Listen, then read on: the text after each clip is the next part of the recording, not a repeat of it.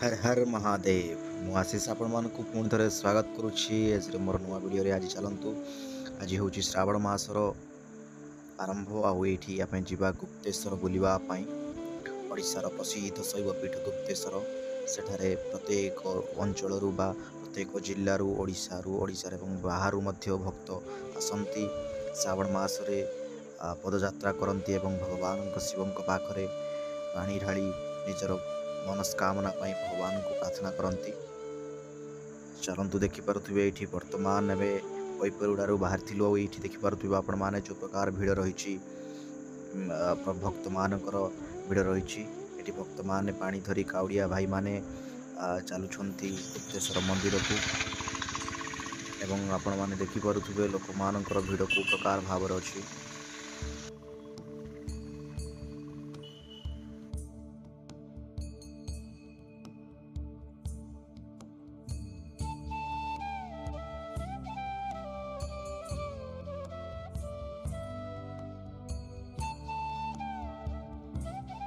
काउड़िया भाई माने भक्त मैंने जो मैंने भी गुप्तेश्वर आसुँच से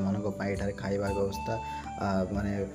सेवार लोक मैंने दिखती देखो ये देखिपे आपण मान लोक सेवा निमंते प्रत्येक जगार एठारे मध्याह्न भोजन बंटन हुए भगवान प्रसाद बंटन कराए आपण देखुए जे प्रत्येक रास्तार रास्तार गला बेले देखिपे प्रत्येक जगार लोक मैंने विभिन्न प्रकार सेवा लोग जगै दिखती।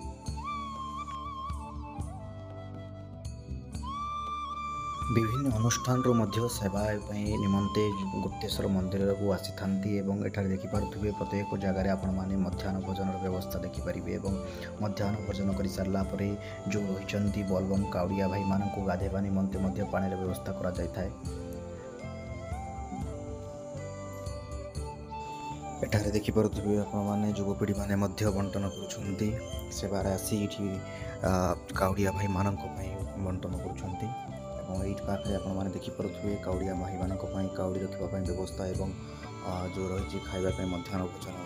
रही सार व्यवस्था कर आसवा लोक बर्तमान आम पहुँची सारे रामगिरी और रामगिरी मात्र 13 किलोमीटर दूर रही गुप्तेश्वर मंदिर देखिपे आपने रामगिरी प्रकार भाव अच्छी एठारे जो कैंप रही आर्मी कैंप रही भक्त मान मेडिसिन एवं स्प्रे मूव स्प्रे एगुड़ाक सब व्यवस्था कर सहयोग करती।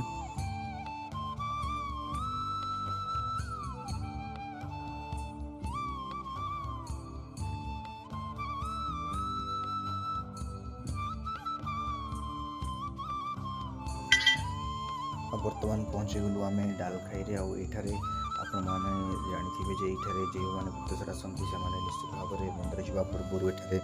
डाल पकई जाती ये डालखाई और ये काउड़िया भाई मैंने डाल पकईकि आगे बढ़ती देखिपे आम मैंने गलु आठी डाल पकईकि आगे बढ़ालु ये हूँ गोटे ब्रिज एठारे भक्त मैंने आसिक यहाँ मंदिर 7 किलोमीटर दूर अवस्थित यू पानी उठेकी भक्त मैंने चलती आप देखिपे पुलिस प्रशासन एठारे उपस्थित रही सब जिन को नियंत्रण भाव में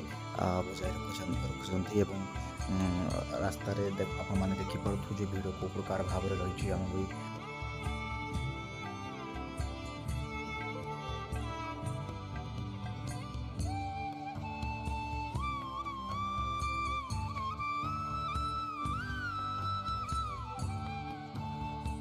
गुप्तेश्वर प्रथम द्वार पाखे आम बर्तमान ठियाईचु आपने देखिपे जो भिड़ के दूर पर्यंत लंबी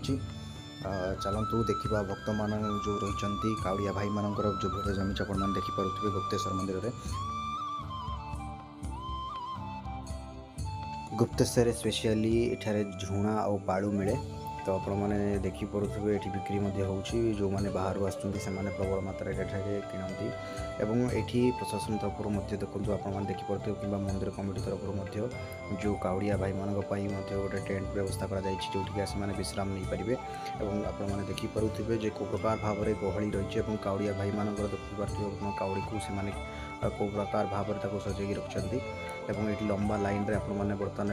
जो मैंने भी आसुँच से क्यू लाइन रे लगिकी से रात्र कि समय आसिले से पानी ढाड़े ଆପଣ ଦେଖିପାରୁଥିବେ ଏବଂ ରାସ୍ତା ସାଇଡ଼୍ରେ ମଧ୍ୟ ଯେଉଁ ରହିଛି ସେଠାରେ ପୂଜା ସାମଗ୍ରୀ ମଧ୍ୟ ମିଳିଯାଏ। ଆପଣ ଦେଖିପାରୁଥିବେ ଏଠାରେ ଶୃଙ୍ଖଳା ସହିତ ଲାଇନ୍ର ବ୍ୟବସ୍ଥା କରାଯାଇଛି ଏବଂ ଭକ୍ତମାନେ ଯେଉଁ କାଉଡ଼ିଆ ଭାଇମାନେ ରହିଛନ୍ତି ଭଗବାନଙ୍କ ଉପରେ ପାଣି ଢାଳି ଯାଇକି ପାଣି ଢାଳୁଛନ୍ତି। ଏଠାରେ ଦେଖିପାରୁଥିବେ ଲୋକମାନେ ମଧ୍ୟ ବସିଛନ୍ତି, ବିଶ୍ରାମ ମଧ୍ୟ କରୁଛନ୍ତି।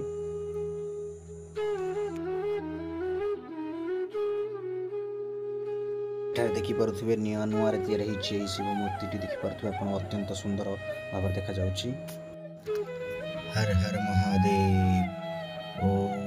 ନମଃ ଶିବାୟ। ବର୍ତ୍ତମାନ ପହଞ୍ଚିଗଲୁ ଏଠି ଦେଖନ୍ତୁ ନଦୀରେ ପହଞ୍ଚି ସାରିଲୁଣି ଆଉ ଏଠାରେ ଦେଖିପାରୁଥିବେ ଇଏ ହେଉଛି ମନ୍ଦିରର ପାଖରେ ହିଁ ଅଛି।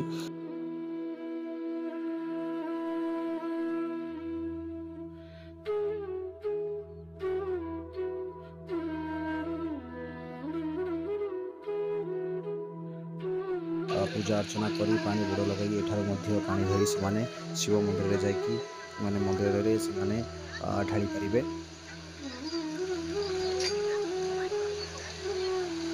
ଦେଖନ୍ତୁ ପାଣିର ବେଗ କି ପ୍ରକାର ଭାବରେ ରହିଛି ଏବଂ ଆସିଲେ ଆପଣମାନେ ମଧ୍ୟ ସୁରକ୍ଷିତ ସହିତ ଏଠାରେ ବୁଡ଼ ପକାଇବେ ଏବଂ ଗୋଟିଏ ଦୌଡ଼ି ମଧ୍ୟ ବନ୍ଧାଯାଇଛି। ଦେଖିପାରୁଥିବେ ଭକ୍ତମାନେ କେଉଁ ପ୍ରକାର ଭାବରେ ଏଠାରେ ମଧ୍ୟ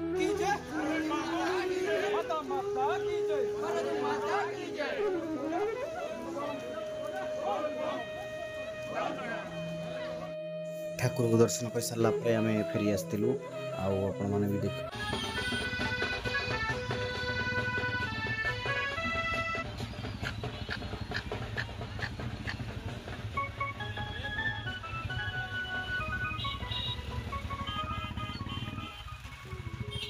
ଠାକୁରଙ୍କ ଦର୍ଶନ କରିସାରି ଫେରିଲା ବେଳକୁ ଆମକୁ ଅଲରେଡ଼ି ସନ୍ଧ୍ୟା ହେଇଗଲାଣି ଆଉ ଆପଣମାନେ ଦେଖିପାରୁଥିବେ ଦୁଇ ପାର୍ଶ୍ୱରେ ମଧ୍ୟ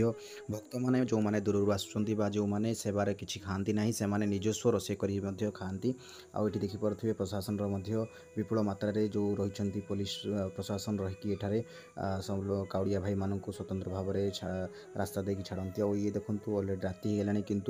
କିନ୍ତୁ ଭକ୍ତମାନେ ଅନ୍ଧାରକୁ ନ ଡରି ଏଠି ଚାଲିବାରେ ଲାଗିଛନ୍ତି ଭଗବାନଙ୍କ ଦର୍ଶନ ପାଇଁ। ହର ହର ମହାଦେବ। ଆଉ ଆପଣମାନେ ଦେଖିପାରୁଥିବେ ଏଠି ଅନ୍ଧାର ହେଇଗଲାଣି କିନ୍ତୁ ଛୋଟିଆ ଆପଣମାନଙ୍କୁ ଦେଖାଯାଉଥିବ ଯେ ଗୋଟିଏ ଗଛରେ ଡିବି ଲାଗିଛି। ଏହା ମନ୍ଦିର କମିଟି ତରଫରୁ ଲଗାଯାଇଛି ଏବଂ ମୋର ପ୍ରଶାସନକୁ ଅନୁରୋଧ ଯେ ଏଠାରେ ଲାଇଟ୍ର ବ୍ୟବସ୍ଥା କରାଯାଇଥିଲେ ବହୁତ ଭଲ ହେଇଥାନ୍ତା। ଆଉ ଯଦି ଆମ ଭିଡ଼ିଓଟି ଭଲ ଲାଗିଛି ଆମ ଚ୍ୟାନେଲକୁ ସବସ୍କ୍ରାଇବ୍ ଏବଂ ସେୟାର କରିନେବେ। ଧନ୍ୟବାଦ।